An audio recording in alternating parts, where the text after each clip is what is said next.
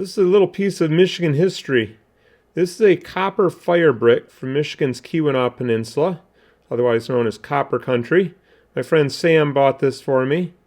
And it's a little tiny slab of what was a brick in a smelter where they smelted or melted down copper ore. And the copper over the years replaced much of the brick. So now this is mostly copper. It's pretty heavy if you could feel it. It's got a lot of weight for its little size. So anyhow, this is a pretty rare material. Gonna be fun to work with. I'm gonna make a cabochon out of it.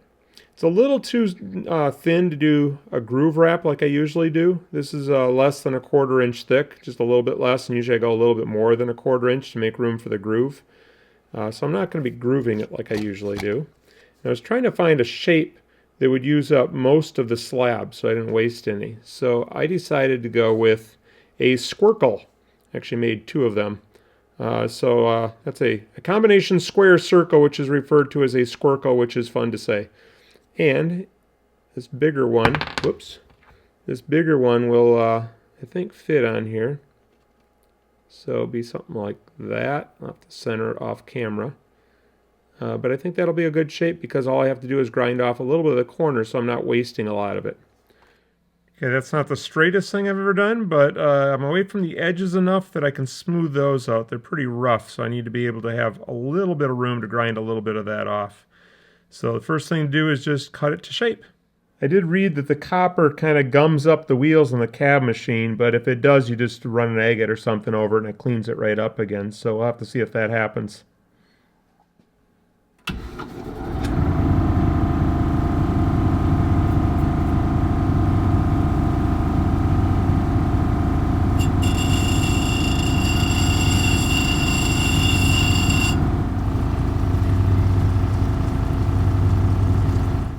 This is the wheel I used, and I stuck the right-hand side here just to see if I could see any copper in there. I don't see any at all.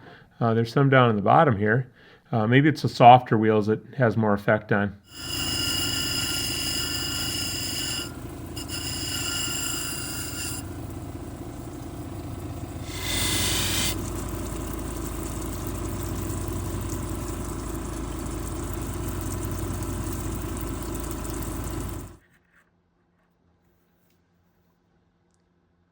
Before you put the dop stick on, it's a good idea to warm the cab up on the edge of the dop pot here.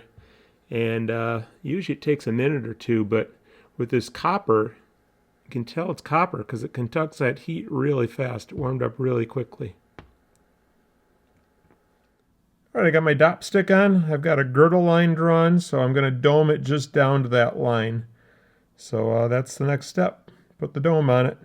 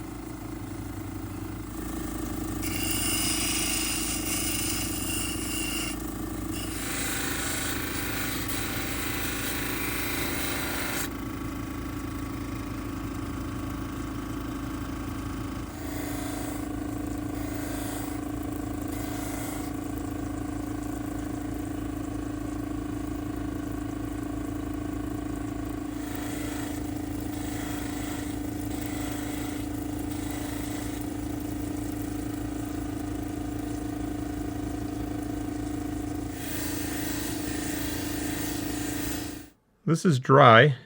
Boy, is that shiny. I haven't done the edges yet, so that's the next thing. I'll just go around the edges and then I'll be done. Looking good.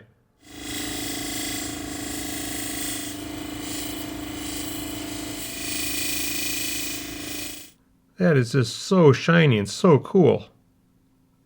I love that.